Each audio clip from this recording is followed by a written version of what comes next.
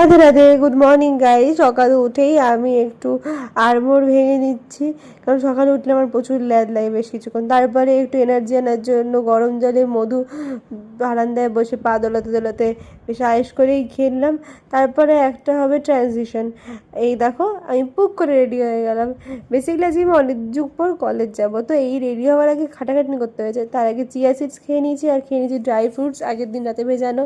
তো এই যে স্নান করে আসার পর কিছুক্ষণ চুল নিয়ে হাতালাম, শ্যাম্পু করেছি আর কালকে রাতে তেল দিয়েছিলাম। চুলটার অবস্থা আমার খুবই খারাপ, কী করলে যে ঠিক হবে আমি বুঝতে পারছি না কোনোভাবেই।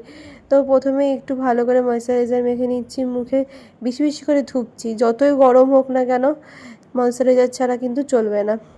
আর একটু মাসাজ স্কিনের পক্ষে ভালো, তাহলে একটু স্কিনটা টান টান থাকে বলে আমি মনে করি। তারপর একটু সানস্ক্রিন মাখছি।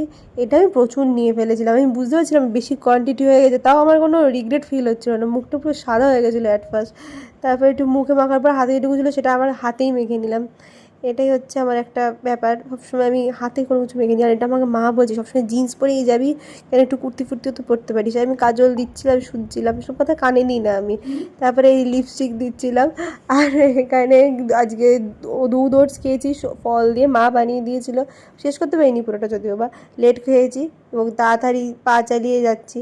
এবং কোনো মতে দৌড়ে ট্রেনে ওঠার পর আমি ঠিক হাঁপাচ্ছি, ঠিক এরকমভাবে গরমের মধ্যে আমি হাঁপাচ্ছি, চোখে মুখে অন্ধকার দেখার দশা। তারপরে জাগদায় নেমে গেছি, আর প্রেরণা অন্য জায়গায় উঠেছিল, তো ও দাঁড়িয়েছিল আমার জন্য, আমাকে দেখে পাত্তা দিল না, ফোনই দেখে যাচ্ছে।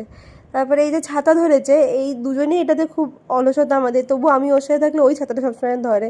আর যে বারবান বিস্কুট যেটা প্রেরণাই কিনে দিয়েছিল, তো ওকে প্রথম দিয়ে তারপরে নিজে খেলাম। অনেকদিন পর বিস্কুট খাচ্ছি আমি, আর সব বন্ধুরা এখানে সবাই আড্ডা মারলাম কিছুক্ষণ। কেজি বাড়তে বাড়তে কলেজ লাইফ শেষ, আসলাম, এখন আমরা বাড়িও চলে যাচ্ছি। অপমানিত হয়েও আমরা যে ক্যান্টিনে এসেই যাচ্ছি, অপমান করছে তাও ওইখানে ওই হাসি কন্ট্রোল করতে পারছি না। স্টেশনে এসে ফোন কভারের দোকান থেকে মায়ের জন্য ফোন কভার চেঞ্জ করলাম, 3 নম্বর বার চেঞ্জ হলো। আর বাড়িতে ঢুকে আমি জাস্ট বলছি আর পারছি না, এত গরম। তো যার জিনিস তার হাতে হ্যান্ড ওভার করে, দেখতে এরকম যে টম এন্ড জেরি বেশ ভালো লাগছিলো।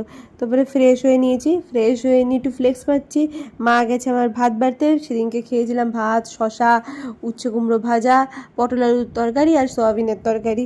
তো শশা দিয়ে খাওয়া শুরু করলাম। আর সবজিপাতি খেতে আমার বেশ ভালোই লাগে, আর অনেকক্ষণ পর বাড়িতে এসে খাচ্ছি, তো মানে বেশ ভাত খাচ্ছি, মানে আমার ভালো লাগা কাজ করছে একটা। তো যাই হোক, তারপরে আমি খাওয়া দাওয়া করে একটু ঘুম দিয়েছিলাম। তোমাদের ভিডিওটা কেমন লাগলো জানিও, আর যদি ভালো লাগে সাবস্ক্রাইব আর লাইক করতে ভুলো না। টাটা।